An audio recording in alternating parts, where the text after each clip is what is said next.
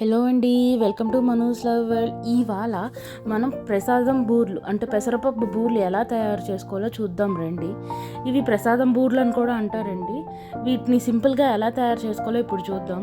2 hours before పెసరపప్పు నానపెట్టుకోవాలండి. పెసరపప్పుని బాగా నానిపోయిన తర్వాత ఇలా గ్రైండర్లో మెత్తగా కాకుండా కచాపిచాగా రుబ్బుకోవాలి.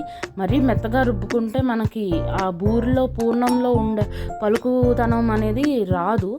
చూసారా, ఇలా మొత్తం మెత్తగా కాకుండా ఇలా కచాపిచాక రుబ్బుకున్నాక మొత్తం ఇలా రుబ్బుకుంటున్నామండి మనం. చూడండి, ఈ బూర్లండి మనం ప్రతి పండక్కి చేసుకుంటాం.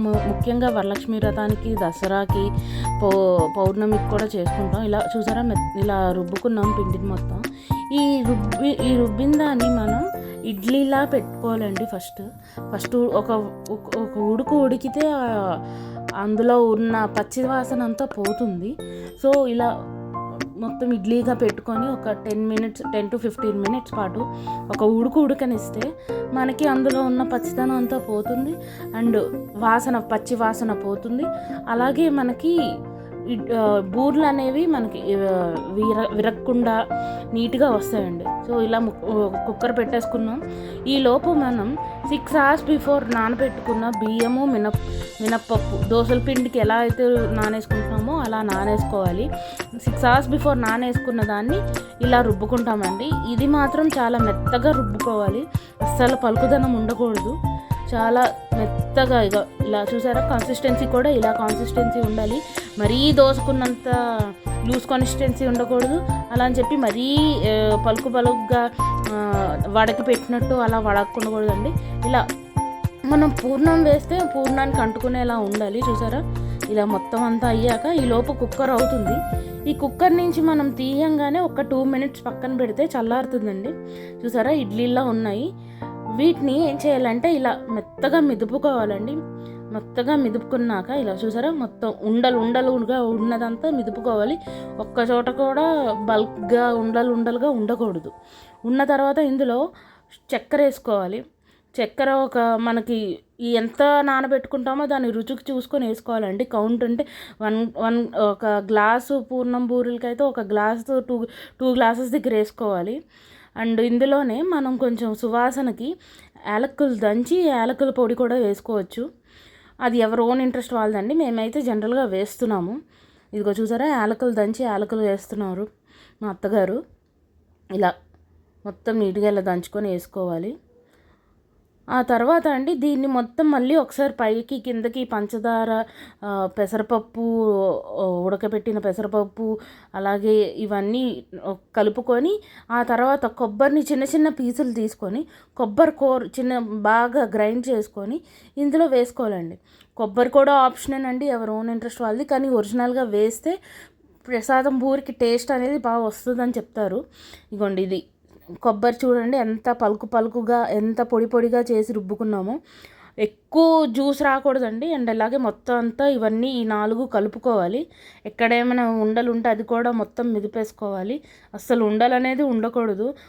ఉంటే కనుక లోపల బూరి చేస్తున్నప్పుడు మనకి కరెక్ట్గా అది ఉడకదు అండ్ వేగడం కూడా కష్టమవుతుంది మనకి.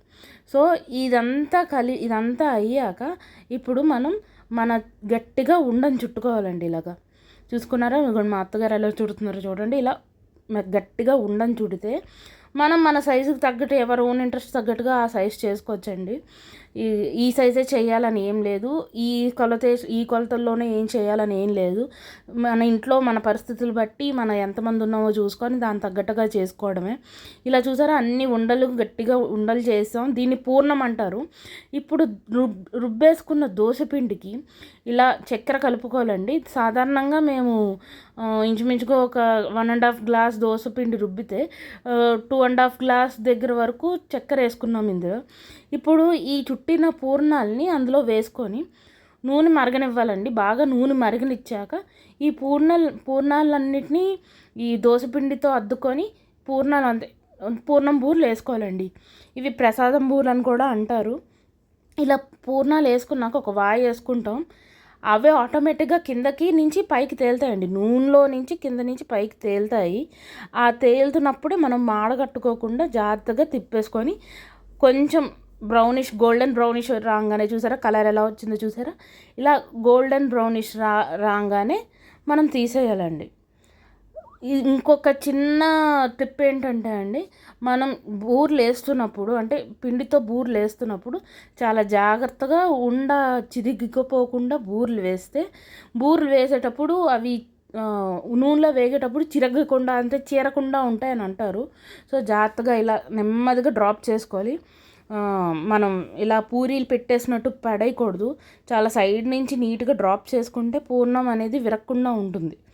సో ఇలా చూసారా ఎలా వేస్తున్నామో, ఇవి ఇలా వేసుకున్నాక అవే పైకి వస్తాయి.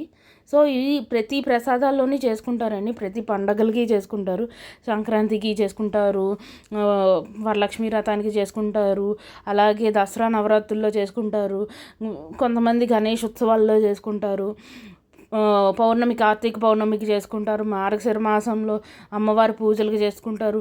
అమ్మవారికి అత్యంత ఇష్టమైన ప్రసాదం పూర్ణం బూర అని అంటారండి.